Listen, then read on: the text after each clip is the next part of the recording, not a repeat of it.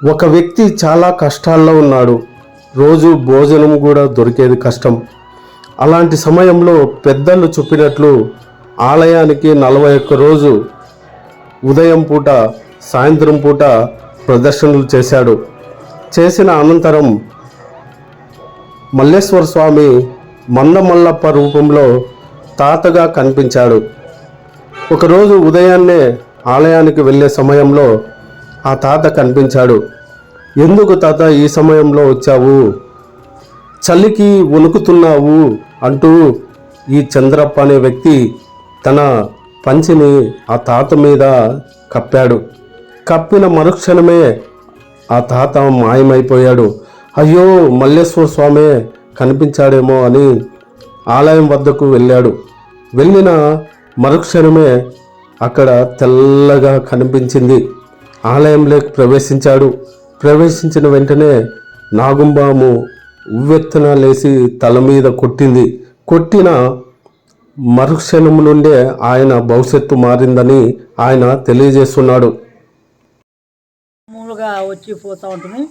పోయిన తర్వాత ఒక ఆయన చాలా పరిస్థితులు ఆలోచన చేసుకుంటే ఏదో పూర్వజనం కాలంలో ఎవరికో పాప మీ పెద్దలో ఎవరో మీకు చేసిన పాపాలు ఇప్పుడు పరిష్కారం కాకుండా పరిస్థితులు ఉన్నాయి. 41 రోజు ఈ మహానుభావునికి 41 రోజు ఈ మహానుభావునికి నువ్వు సేవ చేస్తే ఖచ్చితంగా నీకు ఉండేవన్నీ మొత్తం ఇది పటాపిడైపోతాయి అని ఆవిడ 41 రోజు ఇట్లే ఆవిడ కరెంటు తినట్లేదు. ఇట్టే పరిస్థితి తీసుకొచ్చేది, స్నానంలో చేసి వచ్చేది చేసేది. ఆయన 41 రోజు అయిన తర్వాత అది ఏం జరిగిందో ఏం లేదో ఆడ స్నానం చేసి పోతాను, పూజలు చేసి పోతాను. ఆడ సాయిబాబా గుడితో ఒక చింతమాను ఉంది. చింతమాను ఉంటే ఆవిడ లుంగిని కట్టుకుంటుంది, ఫ్యాంట్ లుంగిట్లు ఏం లేదు. ఆ ముసిరుడు కట్టి పట్టుకొని గడగడ నడుకుంటూ వచ్చా. గడగడగా నడుకుంటూ వచ్చి ఆడే మాను కిందకి వచ్చాను. ముసలిని చూసి ధైర్యం వచ్చా.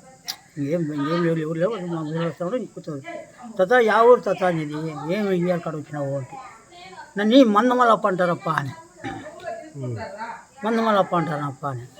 మరి ఏం తాత ఇంటి ఇది అంటే ఇట్లా ఏమి నా వారం నాడు నువ్వు వచ్చినావు అని ఆ తాతని అంటే సోమవారం కదా, నా వారం నాడు వచ్చినవి ఏమని నా కష్టాల పరిస్థితులు చూస్తే సాధించారు.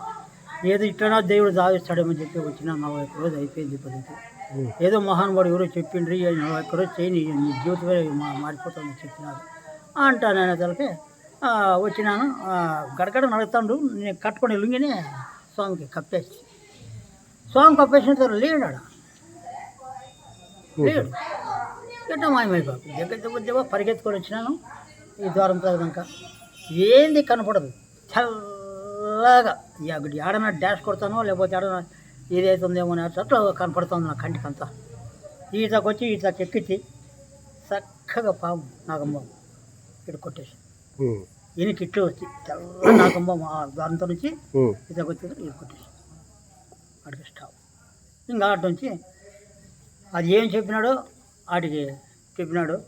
పిల్లంపించి ఆయన పిల్లంపించా బొంగిష్టం పిల్లంపించి ఏదో నాకు ఏదో ఒక కలాపకి వచ్చింది.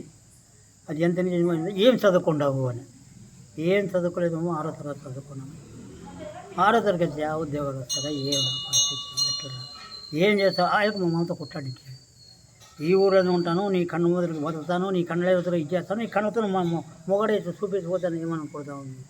తిరిగి ఆట నుంచి పోయి చేసేసరికి పుణ్యాతుడు ఆయనకి చేరుకున్నాక ఇదంతా ఒకటి దావ చూపించుకుంటూ వచ్చా.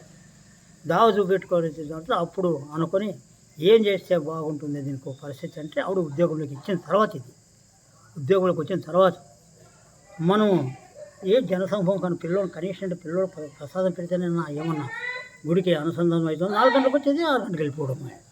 మంచి పురాతనమైన దేవాలయం ఇంటి బట్టి ఇది ఎక్కడ లేకుండా దేవాలయం ఇట్లా చేస్తామంటే అర్ధశరితో మొదలు చేసిన పోలే 2 వారాలు పోలే, 3 వారాలు పోలే, ఇంకా 4వ వారం మాకే బేజారైపోయి ఇది సాధించాలా, ఎట్టి పరిస్థితుల్లో సాధించాలి అని చెప్పి ఆ పిల్లలందరినీ కుట్టేసుకొని ఇట్లా చేస్తాం కదా.